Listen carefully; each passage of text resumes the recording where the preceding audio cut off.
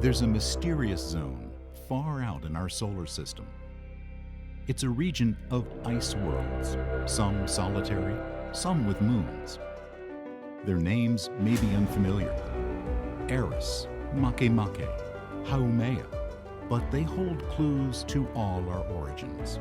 And the first of these worlds, and the one we'll reach in 2015, is the king of the Kuiper Belt, Pluto.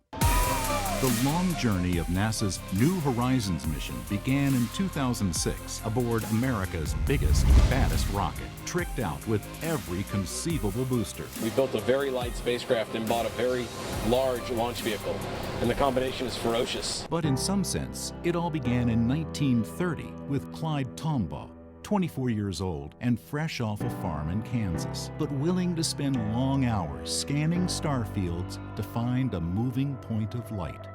Humanity's first glimpse of Pluto. The dream of actually getting to Pluto began with a 6-year-old boy in love with science, who grew up to lead a team of brilliant researchers and engineers with dogged persistence through decades of planning and building and testing. A race against time just to get to the launch pad. Exploring the outer solar system, because it's so far, takes a lot of time. It requires a lot of patience, a lot of dedication, a lot of perseverance, but it's the frontier. Assuming all goes well at Pluto, NASA may choose to extend the adventure further out into the Kuiper Belt, the solar system's mysterious third zone. This is maybe the one chance in my lifetime that we're going to get a spacecraft out there and look up close at one of these Kuiper Belt objects. December 6, 2014. We have an phenomenal wake-up with the New Horizons spacecraft. New Horizons wakes up for the last time from hibernation. New Horizons is speeding towards Pluto at a phenomenal rate, and we can't wait for it to get there. January 27, 2015, 6 months of approach science begins. July 14, 2015, New Horizons' long journey, 3 billion miles, 9 years in flight, and 85 years of speculation about Pluto, climaxes in one day of close approach and flyby. You know, we're rounding third base and we're headed home. The dream, the adventure, the promise of discovery. That's what makes 2015 the year of Pluto.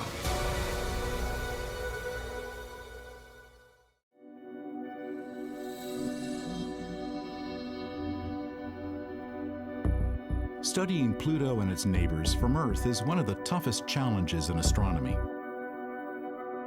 It takes the largest telescopes and most advanced instrumentation on the planet. And it's tough even for the Hubble Space Telescope.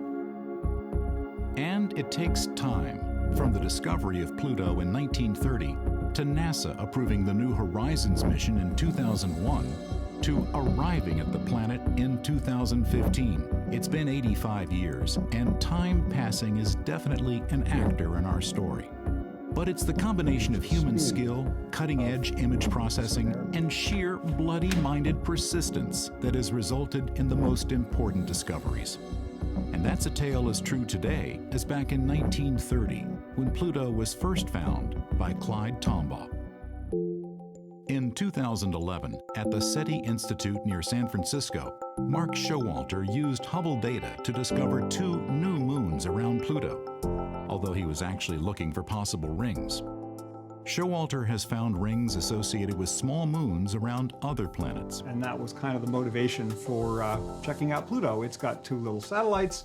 Satellites raise clouds of dust. Let's see what might be there. It's easy to take artistic license to show what Pluto's rings might look like.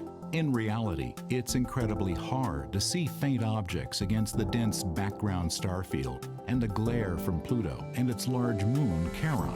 We came up with this trick where you take the images and then you rotate the camera 90 degrees, you take more images, and if you do that all just right, you can do this thing where all that glare cancels out, and what we're left with is just the rings. We can think of it as a stack of images. Think of it as like a cube looking down. So let's turn it on its side. So now if we start peeling off the layers and looking downward through the stack, things suddenly become much, much cleaner. For example, Hydra and Nix show up very, very cleanly. But the thing that immediately caught my eye was this little dot right there. It's not a perfectly sharp, hot pixel like over here, and that's what made it pretty convincing to me that we had seen a very small moon of Pluto that nobody had seen before. To be sure you've detected a real moon or planet, you have to show it's moving, unlike the background stars. The thing that makes moons distinctive is if we come back later, they'd all have shifted because they all orbit the central planet. This required a great deal of patience to then wait about 6 days until we got our next set of observations of the Pluto system. Sure enough, the object was still there. It had moved by just about the right amount to be something orbiting Pluto, and we knew we had a moon. Next year, Showalter and colleagues went back and built on lessons learned to see what else might be there. Summer 2012. Now, Mark had 15 more days of Hubble observations. Now, what you can see here are 3 time steps. Each of those time steps is actually about 45 minutes of data. That means it's long enough that the little moons move. It's moving back and forth in this 3-frame sequence. Hydra is moving, Nix is moving. I mean, it doesn't take a rocket scientist to say that that looks like a little moon of Pluto. It's moving just the way the others are. They're all going around the planet in the same direction. And so it was just a couple of weeks later that we made the announcement that the 5th moon had been discovered. Patience, persistence, ingenuity. That was exactly what led to the discovery of Pluto back in 1930. In Kansas in the 1920s, Clyde Tombaugh grew up in hard times and built telescopes using leftover farm implements. To check the accuracy of his best telescope, he sent drawings of Mars and Jupiter to the Lowell Observatory in Flagstaff, Arizona. They were looking for staff, and he was hired.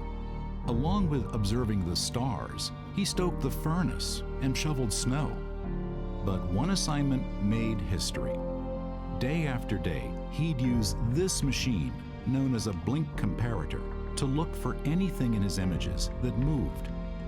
It was tedious, painstaking work, but on plates taken on January 23rd and 29th and analyzed in February, he saw a small dot that did move against the fixed stars.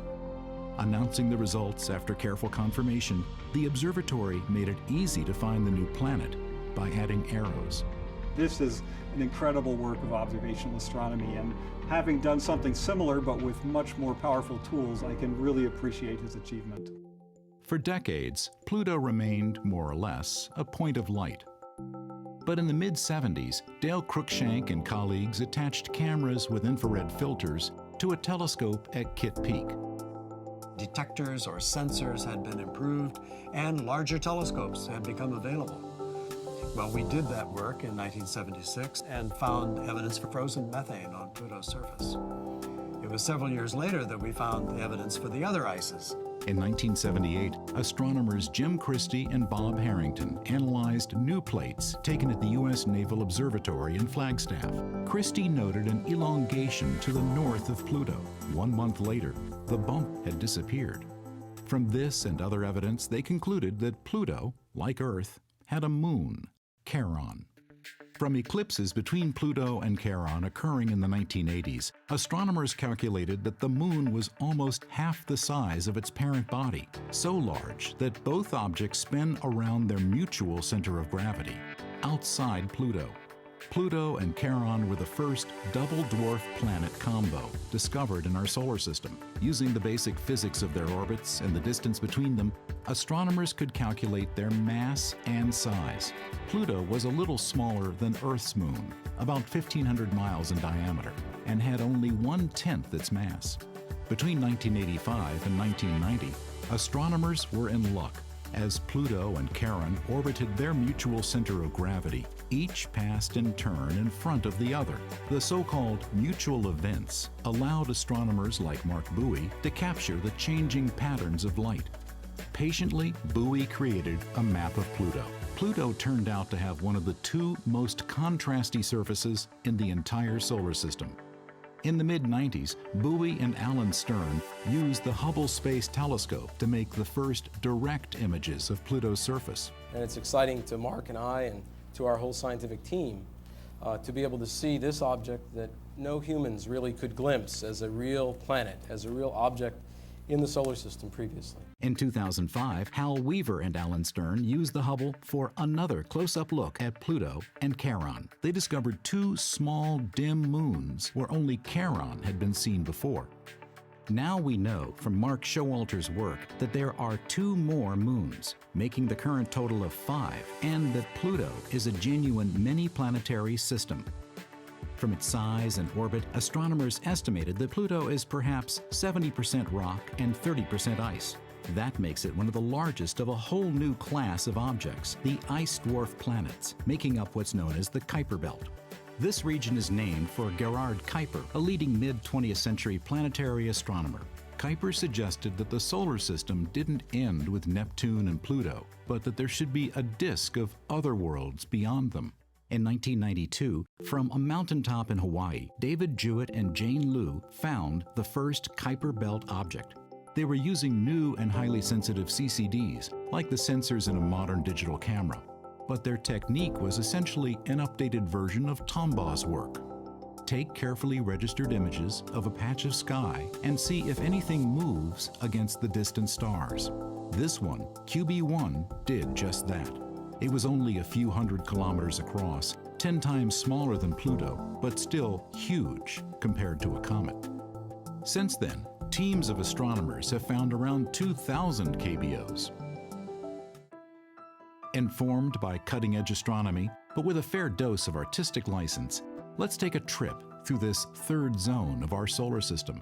We used to think of the solar system consisting of two different types of planets. The planets we call the terrestrial planets, which are Earth-like planets. That would be Mercury, Venus, Earth, and Mars. Next out, the asteroid belt. Fragments of worlds smashed to pieces by gravitation and collisions. Then come the 4 gas giants. Jupiter and its moons.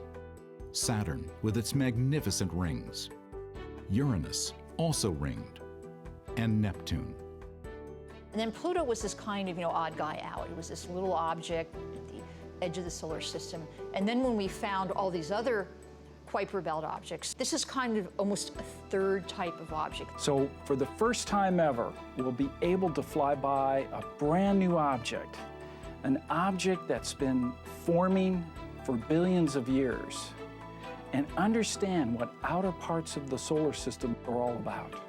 By July 2015, we'll know for sure what Pluto and its moons look like, and that will provide breakthrough information on all those other ice dwarf planets, the most numerous planetary objects in the entire solar system that make up the Kuiper Belt. Actually, the Kuiper Belt is more like a donut, bulging up above and down below the ecliptic where most of the planets move. It's kind of like the asteroid belt, but much bigger. It has hundreds of times more objects in it than the asteroid belt. Let's now visit 5 named KBOs in the exact positions they'll be in on July 14th, 2015, the day when New Horizons flies by Pluto. Quawa was one of the first Kuiper Belt objects discovered. It's about 1,000 kilometers in diameter, a reddish world, covered in water ice, methane, and ethane. And like many KBOs, it has a tiny moon of its own, Wayuut. Up above and down below the plane of the solar system, numerous KBOs have been flung about by Neptune's gravity. This region is known as the scattered disk. One of the largest of these KBOs, Eris, is close in size to Pluto and is made of rock and methane ice. Astronomers categorize KBOs by the tilt of their orbits relative to the plane of the solar system. And one of the more highly inclined orbits belongs to Makemake, named for a Hawaiian creation deity. Some of these have methane or water ice on their surfaces. Some of them just seem to be covered in some brownish gunk. There are gray objects out there. There are brown objects out there. There seem to be distinct populations. Some of them seem to be very spherical, and so they probably have warm interiors, and then others are peculiar shapes which suggest they're very cold and strong. Perhaps the most bizarre and unexpected KBO is Haumea, a KBO shaped like an American football, made of rock and ice. It's white with red splotches, and orbited by at least 2 moons. One of the strangest orbits of any KBO belongs to Sedna, discovered in 2003.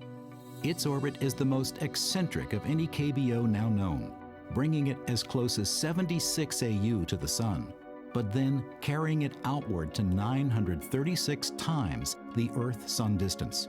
Sedna's strange 11,000-year orbit seems to link it to an even vaster cloud of objects, ready for exploration by future generations. The Oort cloud is an immense icebox of long-period comets, from 10 to 100 times more distant than the Kuiper Belt, surrounding all the known worlds of our solar system. There's a real record of the early history of the solar system out there in cold storage at the edge of the solar system. This is what was left over. Pluto is the first member of that group. But to begin humanity's exploration of the Kuiper Belt, you first have to get to Pluto. And that means getting a mission approved, a spacecraft designed and built, and delivered to the launch pad on time. And none of that was easy.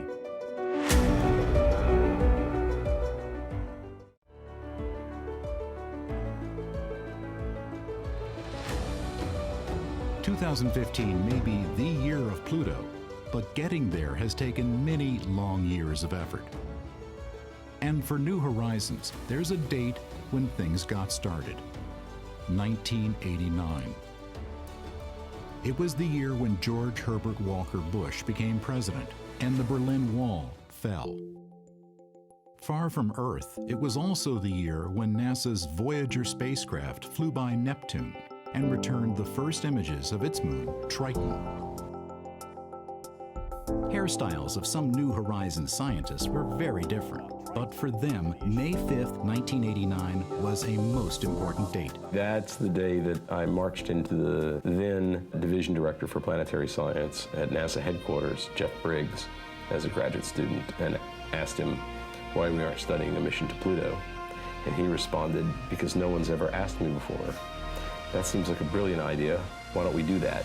Space missions rely on hundreds, if not thousands of people, but sometimes it takes someone with passion and persistence to make things happen. And for New Horizons, that's Alan Stern.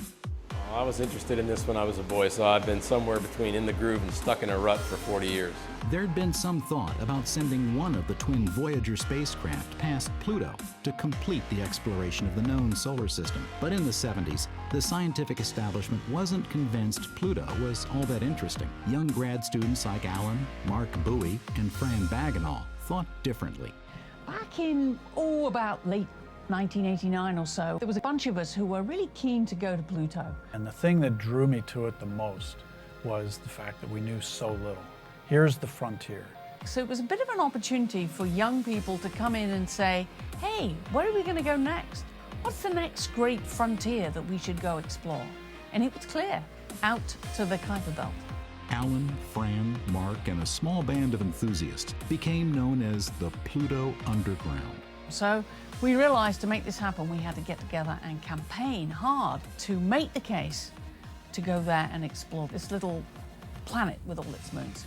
All through the 90s, there were many competing plans for a Pluto mission, like the Pluto Fast Flyby, the Pluto Kuiper Express. A Pluto mission was on, then off, then on, then off. If the Pluto mission had been a cat, it would have been dead long ago because they only get 9 lives. And we've had significantly more than 9 stoppages and odd twists and turns. What finally turned the tide was the National Academy's Decadal Survey, a consensus document from leading planetary scientists that ranked a Kuiper Belt Pluto mission highest in priority for medium-class budgets. Finally, after competitive proposals were evaluated, New Horizons, which teamed Alan Stern with the Johns Hopkins Applied Physics Laboratory, APL, and several other institutions across the country, was selected by NASA on November 29, 2001. Now, plans on paper became metal in clean rooms. In 2004, lead scientist Alan Stern described the mission's key science objective. Well, you know, the key to planetary science is that you really have to go places to get the resolution, to get up close enough to really see what's going on. We want to get up close and personal. The very best resolution of current telescopes looking at Pluto would give this kind of fuzzy image of a much more familiar world. But here's what New Horizons would see if flying over New York City, lakes in Central Park, wharves on the Hudson River. New Horizons is the first really of a whole new breed of spacecraft that is focusing on a very specific task. For this first mission to Pluto, the questions are basic. What do Pluto and Charon look like? What are they made of? How do their atmospheres behave? We had to really be disciplined and say, we can't do everything. Let's focus on the primary questions and design the instruments to answer those primary questions. The long-range imager, LORRI, will be used for navigation approaching Pluto and close-up views during the flyby. The wide-angle camera, RALPH, has both visible light and infrared sensors to map Pluto and Charon and characterize their icy surfaces. There are 2 fields and particles detectors to probe the solar wind at Pluto. The large radio antenna is an essential communications device, but both REX and ALICE, an ultraviolet imaging spectrometer, are part of experiments to analyze Pluto's atmosphere. And there's the Venetia Burney Student Dust Counter, built by undergrads at UC Boulder, and honoring the schoolgirl who named Pluto back in 1930. Together, the 7 science instruments comprise the most powerful set of detectors ever sent on a first flyby of any world in our solar system. But their innovative and highly miniaturized design means that even when all are operating, they draw less power than half a 60-watt bulb, and they're intended to work together seamlessly. After building comes testing, but always with an eye on the clock and the calendar. It's very, very important that we launch in either 2006 or 2007. We have to make that deadline. If you want to fly to Pluto on the quickest route, you need Jupiter in position. And that means we have to launch in January of 2006. It feels a little bit like being strapped to a train going 500 miles an hour. The test program involves teams of engineers at Johns Hopkins APL and then at NASA's Goddard Space Flight Center. Once we launch this, we can't go after it with a screwdriver. We can't go fix anything that isn't working. We make sure that we carry plenty of spare equipment on board the spacecraft. If our main computer breaks, we have a backup. If our main transmitter breaks, we have a backup. One of the things we do is we put the whole spacecraft on a gigantic vibration table, a paint shaker, and shake it. And then test it after that, and shake it again and test it again. So that's what we're doing from now until launch.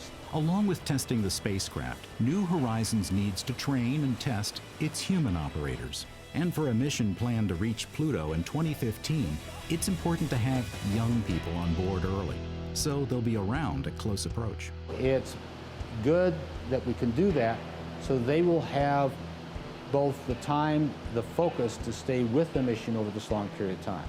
Many of the faces you see around Mission Control in 2004 and 2005 are young and enthusiastic spacecraft engineers. Normally we're focused on subsystems and instruments in the spacecraft surviving that duration, but for people we have to have a longevity plan. They'd be committing the prime of their careers to this mission to Pluto, knowing they'd be a decade older when New Horizons reaches its primary target. The ability to practice things in those years far out there are all part of the planning now to assure mission success then. How old are you going to be? In 2015? I don't know, somewhere in my 40s. Oh, and you're a youngster. Yes. In late 2005, the action shifts to Cape Canaveral. New Horizons may be light and relatively small, but launching it to Pluto requires America's most powerful rocket, the Atlas V. New Horizons will be traveling so far from the sun that solar panels wouldn't be sufficient.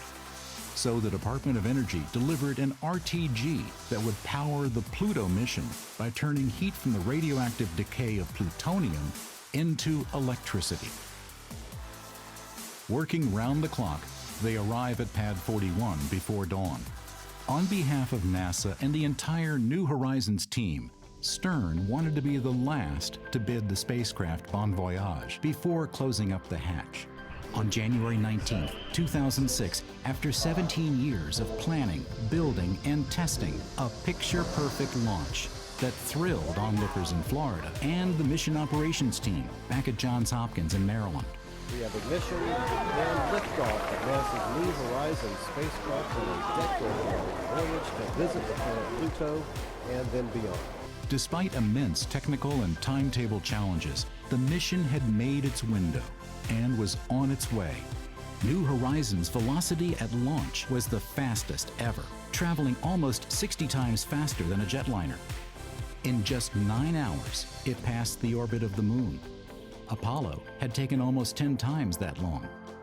1 year later, a slingshot gravity assist from the giant planet Jupiter provided another 2 kilometers per second boost, cutting travel time to Pluto by 3 full years. But this was more than just a jump in speed. The Jupiter flyby was a scientific dress rehearsal for Pluto. New Horizons instruments returned detailed images of Jupiter's clouds, moons, and rings. We got the night shine. Oh, wow, look at that. Then it was off across the empty ocean of space, with no new land in sight till Pluto in 2015. The spacecraft had been tested and passed with flying colors. Now it was time to test the humans and the ground systems. July 5th, 2013. It's day 1 of a 9-day encounter rehearsal. The main success criteria for this rehearsal is for the spacecraft to flawlessly perform its activities as if it were at Pluto, with everything the same, except that Pluto's not there. The dates in 2013 were carefully chosen so that Earth-received times would be identical to those for the real encounter in 2015. Mission managers wanted scientists and engineers to experience the stress of time-critical 24/7 operations expected for July 2015. We're flying by an object that is a huge distance from Earth, and we're trying to hit a box that's 100 by 150 kilometers wide. And that then leads into maneuver planning and trajectory control needed to thread that needle and hit that small box. It's way the heck out there. This rehearsal would actually be uploading commands to New Horizons to instruct the spacecraft to run through the exact same set of observations as in 2015. There definitely is an element of risk involved, but from one standpoint, if you didn't do any simulation with the real spacecraft at all, you could argue that could pose more risk because you don't want such a critical activity only being done once on flight. Those are all invaluable to get us ready and practiced for the one and only shot we'll have to explore the Pluto system. We've been waiting 12 years since we wrote the proposals to do this rehearsal. It's the last big step before we can do the encounter. We think that we are about 10 million miles out from Pluto and closing. But so far, so good. We're off to the races.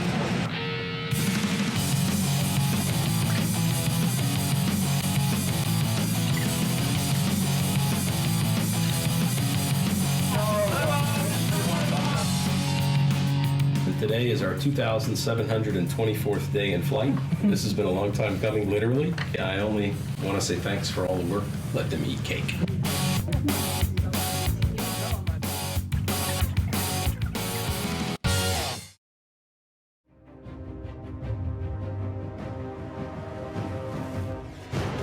July 12th, 2013, standing in for July 14th, 2015.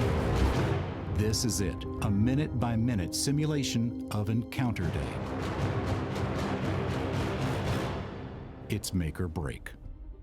Well, it's the most important because we've best been spending the 24 hours of the most intense activities that we've been running on the spacecraft, and this is the longest that we've been out of contact since we've entered encounter rehearsal.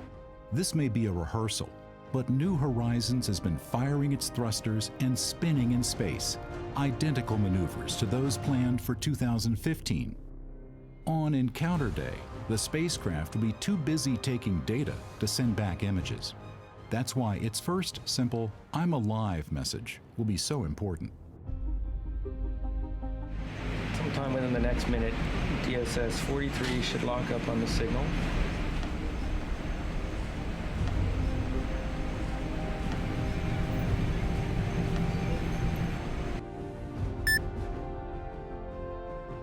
We're good. We're nominal. Spacecraft's nominal, and it looks like all the observations that we had planned between the last track and this track happened. So this gives us good confidence that at least the spacecraft has been performing all of those twists and turns that we've been anticipating it to over the last 7 days. I like to say that at the flyby, I don't want to be learning anything about the ground system or the spacecraft or the team. I want to be learning only about the Pluto system. No spacecraft has ever been to Pluto, nor will ever go back in our lifetime. Pluto is every child's favorite planet. You know, you ask anyone under the age of 6, they're going to say Pluto. We don't exactly know what Pluto looks like, but it looks very exciting from the images we have from the Hubble Space Telescope so far. We really can't wait to get there and see what it actually looks like. So if anybody says that Pluto is boring or not important, no way.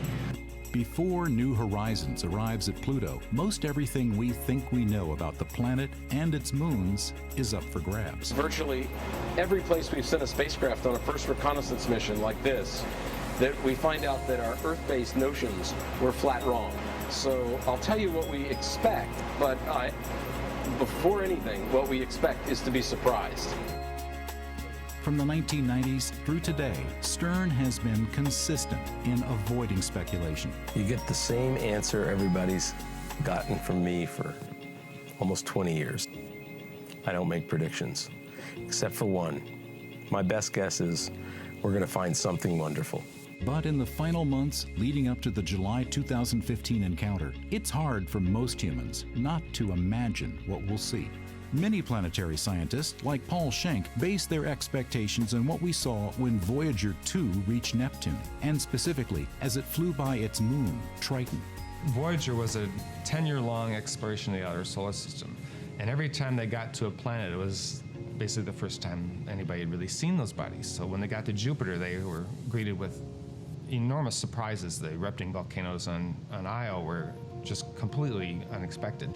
And so when they got to Uranus, there were more surprises. The exotic trains of Miranda and Ariel, for example, were not expected. So by the time they got to Neptune, they were kind of accustomed to the idea that they were going to be surprised. And sure enough, Triton completely blew them away. Bonnie Barati was at NASA's Jet Propulsion Lab as the first images of Triton, a moon of nearly 1,700 miles diameter, came down. Triton was almost a twin of Pluto. It's about the same size, about the same brightness. Originally, Triton was probably a Kuiper Belt object, just like Pluto, floating around in space, but then it got too close to Neptune and it got captured by Neptune's gravitational field. Recently, Paul Schenck enhanced the original Voyager data to create this detailed flyover of Triton. It has odd patches and odd blob-like features, kind of like amoebas crawling around on the surface. Triton has very few impact craters. Its surface is extremely young geologically. And it actually has geysers spurting material off into space. Here is a body that is hundreds of degrees below zero. It's so cold, it's forlorn, it's barren. We just didn't expect to see this activity on Triton. It was quite a surprise. If you just assume that Pluto was going to look exactly like Triton, which is the most similar object we know about, then you might expect to find a very interesting body. But Triton is not the only dynamic ice world in the outer solar system. 16 years later, the Cassini spacecraft sent back images of Saturn's moon, Enceladus, about 300 miles across. This is a tiny little moon, and Enceladus is actually a winter wonderland. It's very bright.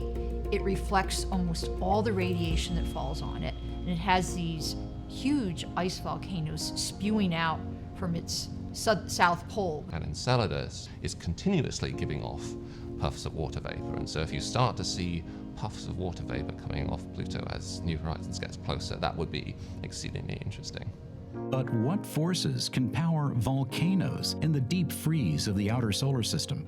Triton and Pluto are both balls of ice with presumably rock in the center, and so one of the sources of energy is radioactive decay inside the rock, which gives off heat, just like the Earth is heated. If you just let Pluto sit there and pump the heat out of the rocks, you generate enough energy to melt a couple of 100 kilometers worth of ice. It's still possible to have an ocean beneath a relatively thick ice shell. The ice shell might be 100 miles thick or so.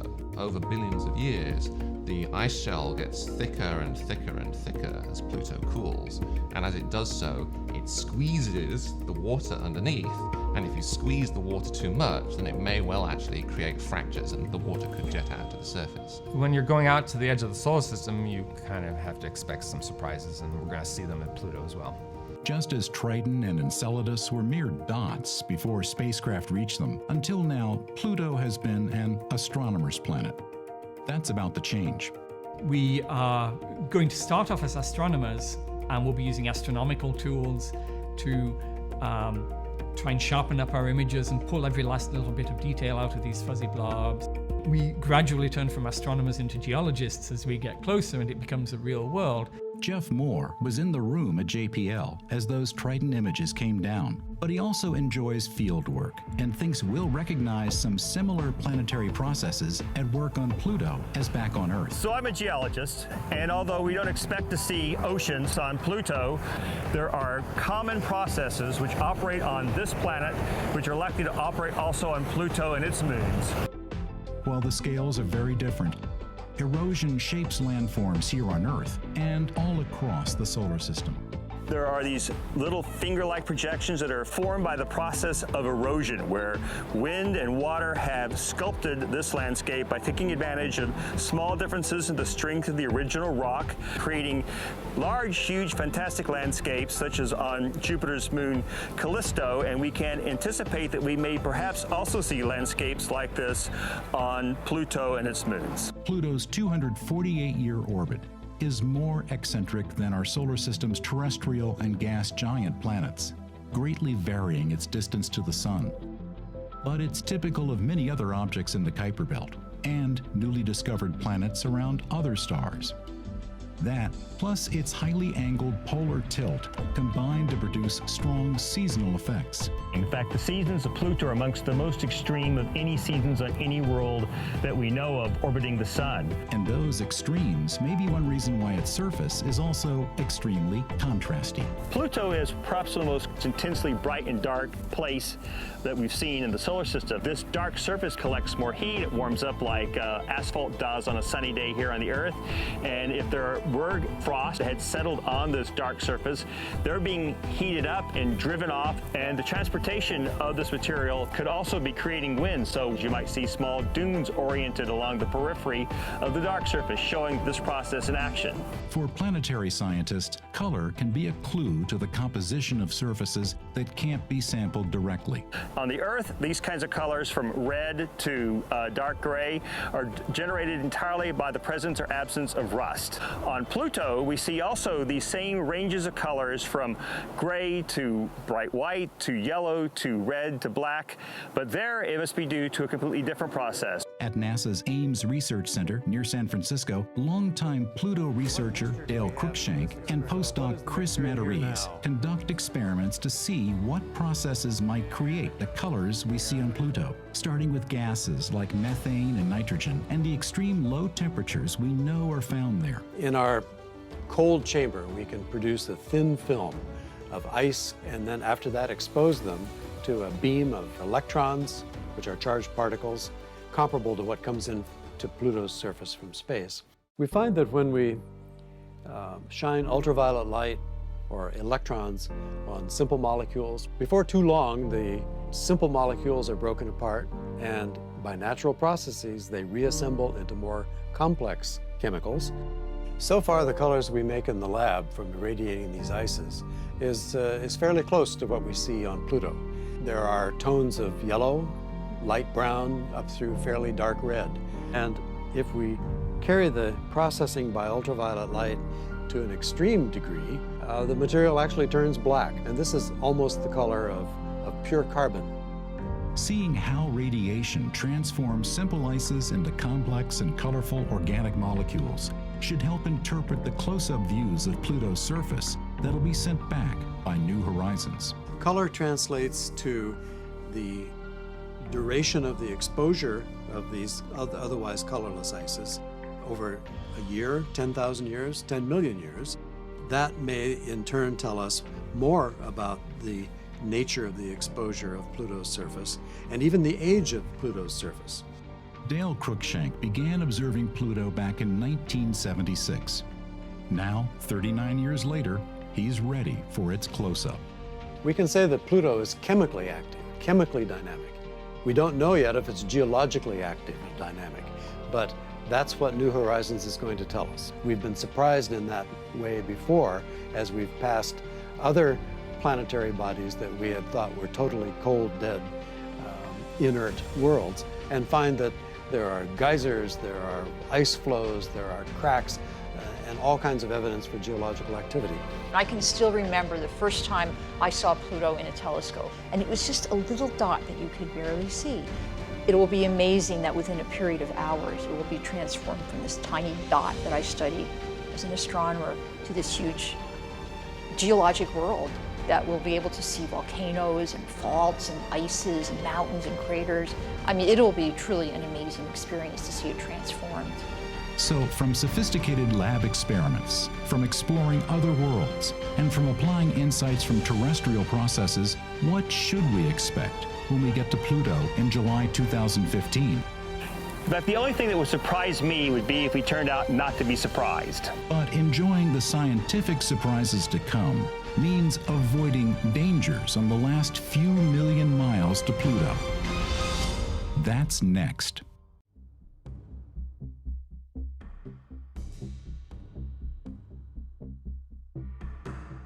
December 6, 2014.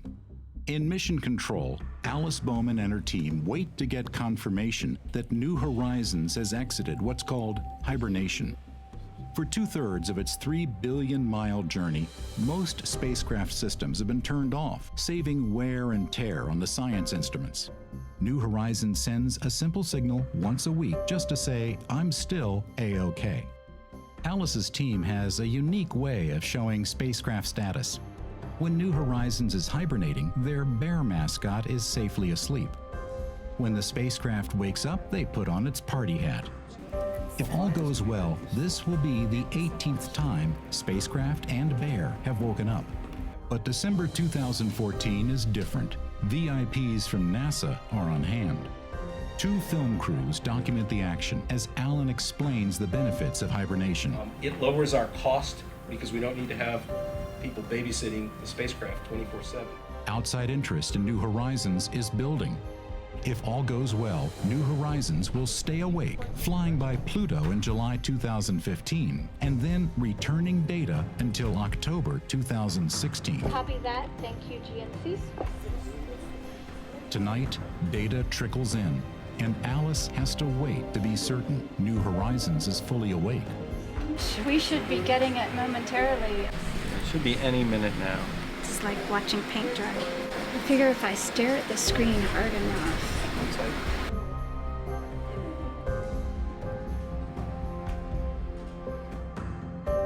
And Packet 5 just came in. There we go. PI, PM, Mom on Pluto 1. We have a nominal wake-up of the New Horizons spacecraft on its way to Pluto. We're ready for our next leg of the journey. Was awake. Our bear is going to be here for a while. This is a watershed day. We have completed the cruise across 3 billion miles of space. The spacecraft is now awake. Finally, after 9 years, I'm glad to see hibernation behind us and active ops ahead. On to Pluto. But there are still hundreds of tasks to ensure a safe flyby in July 2015. January 27th, New Horizons has been sending back technical data and all seems fine. But today is the first time Hal Weaver and Andy Cheng will be seeing new science images. I thought I saw it pop up here. Let's try that again. Cheng is lead scientist for the LORRI camera. LORRI is used for navigation to find the targets and to correct the trajectory so we get to the right place at the right time. Voltages, currents, temperatures all look normal. No error messages. This is it. Let's check out the very first images. And then Sharon, right there, peak pixel 55. That's right. Okay. All right, so there they are. Let's look at the whole For project scientist Hal Weaver, even the jump in size from 1 to 2 pixels was significant. This is a real milestone in the New Horizons mission, the very first images of Pluto in the Pluto encounter year. Hadn't turned Lori on, hadn't gotten any images since last summer, last July, but this is it. This is the start of it. There she blows. We really don't know what we're going to see. That's what this mission is all about. What is the surface of Pluto really like? How big is it? What are the orbits really? So it's nothing but delightful surprises coming for us. But some of the surprises may not be quite so welcome. As New Horizons gets still closer to the Pluto system, Lori will be able to identify small moons and possible rings that can't be seen from Earth. John Spencer is leading the UHAZ campaign. UHAZ stands for Unknown Hazards. We may find new moons or even rings around Pluto, and if we see anything like that, we're going to want to determine whether it poses a threat to the spacecraft, because if it does, if there's debris that we might run into that might damage or kill the spacecraft, then we want to evaluate that hazard and determine whether we should take any evasive action. To find out just how vulnerable New Horizons might be to even tiny dust particles, the mission sent samples of spacecraft components to the White Sands test range. Technicians at White Sands set up gun tests to assess how vulnerable New Horizons' outer covers and cables might be. We went to 2 facilities that could shoot things into parts, models of the spacecraft. While the results might look dangerous, the mission has options to take evasive action. One of the backup strategies we have if we feel we need to give the spacecraft extra protection is that we orient it so that the high-gain antenna here, which is literally pretty bulletproof and can protect the spacecraft, is going to be facing forward in the ram direction. And this is ram in the sense of battering ram. It's a direction in which stuff will be coming at us and ramming into the spacecraft. And if that is facing forward, then any dust particles that hit the spacecraft are most likely to hit that antenna where they won't cause us problems, and only a small part of the spacecraft around the edges is going to be exposed to those particles. That would protect the guts of the spacecraft, but limit the pointing of the cameras. The cameras are fixed to the spacecraft, so if the spacecraft has to point in one direction, the cameras can only point in a limited range of directions. This limits the amount of times we can photograph the system as we go past, because we can only photograph objects when they're just in the right angle that we can look at them while protecting the spacecraft with the main antenna. Another option is to take different trajectories through the Pluto system. That's called the Shabbat play. Shabbat is the best acronym in the space business. It stands for Safe Haven by Other Trajectory. And it is the word we use to represent our backup plans at Pluto. The second Shabbat takes us much closer to Pluto, into the region where atmospheric drag depletes orbits of any debris, which we think would be the safest Hail Mary pass that we could fly if we have to do something different than the nominal. We are coming into the Pluto system with the ability, if we learn something we don't expect, to be able to make a change and get the goods. But those decisions can only be made in the last month before closest approach, and there'll be limited time to evaluate the best options. So in February 2015, Spencer's UHAZ team, including ring specialist Mark Showalter and postdoc Simon Porter, are running through a readiness test. Now they're on the clock and being scored for whether they can work through the calculations fast enough to decide on a trajectory correction maneuver that might prevent loss of mission. And that makes this exercise more critical than any that have gone before. The difference between this and previous operational readiness tests is that this is where we have to demonstrate to the project and NASA that we can do this. But the only test that really matters comes on July 14th, 2015. That one day will pay off 26 years of dreams and 9 years in flight.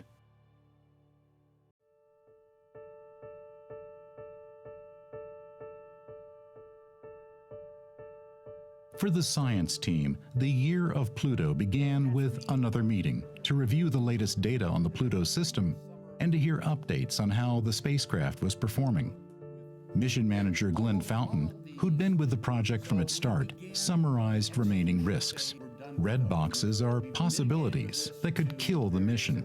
But now, in 2015, there are more and more green boxes, risks that have been minimized. Something that we haven't thought of still might happen, but I'm confident that whatever happens, whatever fate throws at us, this team will be able to resolve it, and we'll go on to get wonderful data when we get to Pluto. We have a fantastically talented team of people who have worked very hard, and we've tested the sequences inside and out. And while there are always unknown unknowns, I'm very confident and really looking forward to the curtain rising. Along with mind-bending technical details, there also was a sense of history in the making. To document the long years of effort to get this close to Pluto, the mission recreated a team photograph taken in 2004. As Glenn, Alan, and Alice had carefully planned back then, many of the scientists and engineers were still actively engaged in New Horizons and looking forward to July 2015. We have worked hard to get a coherent team, because if you don't have a good team to operate the spacecraft, to do the planning, you will fail. And so we worked a plan early in the mission to have younger people with the right amount of experience to be on the mission. And it's just like watching your kids grow. It's like all of a sudden, where did the time go? You know, they are older, they're more mature, and they're now the very experienced veterans.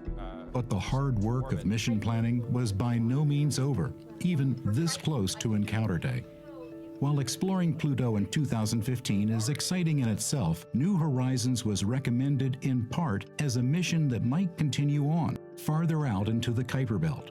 That takes identifying potential targets now for a still more distant flyby, should NASA approve an extended mission. This challenging task was assigned to John Spencer, Mark Bowie, and a team of young postdocs. And like everything else about this mission, it wasn't easy. Bowie and John Spencer had been using Earth's largest telescopes in Hawaii and Chile, but even Earth's best couldn't crack this task. But the basic problem is the Earth's atmosphere is just a mess at these scales. There's a limit, and that's what we've been beating our heads against. Now with time running out, we had to turn to Hubble. And so we sort of, not so jokingly, talk about Hubble to the rescue. Without Hubble, we would not have these objects. Mark and his young collaborators came up with innovative search techniques using custom software. What that does is makes the stars smear out and makes the Kuiper Belt objects hold still. It's been a lot of work, but to do something as exciting as this has been just so much fun. I've been plugging through the data today because it's fresh data, and I just really, really wanted to know what the answer was. Well, we would have been in big trouble if we didn't find the KBO in time. So there was this pressure, but honestly, we had the best people in the world working on the problem, and we did it. And we just do the math, write the software, crunch the pixels, and then I create this graphic, and from that point on, it's what I call wetware. It's what you got in your head. In reality, KBOs are moving against the fixed stars. Mark came up with a way of making them more obvious by flipping that around and making the stars appear to move, and any KBOs stand still. Right in the middle, there's something that's just holding dead constant. And that's the Kuiper Belt object. You can't argue with that. It was a high-tech variant of the approach that had been instrumental in exploring the Pluto system right from the start. But at the core, it's a technique that hasn't really changed since Tombaugh's day. You have two pictures of the sky taken at different times, and you're looking for the stuff that moves. As soon as you see something real, there is absolutely no question about it. As soon as it flashes on the screen in just a millisecond, there it is, it's real, and you know, I've found another Kuiper Belt object. But finding a KBO is only half the battle. Is it located where New Horizons can reach it with available fuel? Once you have the orbit, and we know where the spacecraft is and where it's going to be, we can figure out how much fuel the spacecraft is going to need to use to get to these objects. With more Hubble time, New Horizons got a pleasant surprise. It looked like we might actually have to burn the engines to miss the object, which was a pretty exciting concept. You know, it's a good thing we looked, because you wouldn't want to run into one of these things. These cold classicals, they're pretty much as they were 4.5 billion years ago. They're little fossils. That's incredible. We have no idea what they're going to look like. So with potential targets found at last, it was on to Pluto. I'm feeling pretty exhilarated at this point. You know, you're at the top of the roller coaster, you're about to go down that dizzying, thrilling ride into the system. Just seeing Pluto there getting bigger and bigger, it gives me goosebumps. Today, we're only a few months away from the encounter. We're less than an astronomical unit, the distance between the Earth and the Sun, that distance away from this fascinating object. It's the last major body in our solar system that we really need to visit. To be putting the capstone on the initial reconnaissance of the solar system, it's heartwarming, and it feels like something that makes a career worthwhile. As spacecraft goes, New Horizons is a very small team, but still, we've been working on this for over a decade, and you add it all up, and it's about 2.5 million work hours to get ourselves to Pluto. We have waited first the 4 years that we couldn't hardly think about because we were running so fast, and then it is, oh, we wait and we wait, and now we are ready to begin the encounter. We have had delayed gratification. The Year of Pluto is, you know, simultaneously a beginning and an ending. It's an ending in that we are completing our objective. We're accomplishing the flyby of the Pluto system for the first time. But it's also the beginning of a whole new chapter for science, of really being able to explore these objects as the data comes down over a period of months. You know, in bringing in postdocs and the younger scientists who, some of whom were in high school when we started this project, and now they have their PhDs and they are spectacular experts and very talented at what they do. I was in preschool when Alan first started talking about a Pluto mission, and finishing high school and starting college when it was built, and in grad school for the cruise. Having young people come into these programs, gaining the experience, they're going to be the next generation of explorers. We've never been to a KBO. We've never been anywhere close to a KBO. This is the most unexplored area of the entire solar system, which is another way of saying this is the most unknown area that we as humans can reach with spacecraft. We can't wait to get to Pluto and to July 14th and see what the surface looks like. We're ready to go, and it's showtime. We are capable of continuing an adventure that humanity began 100,000 years ago as our ancestors walked out of Africa. And we are continuing that exploration, and this country is in the forefront of doing that.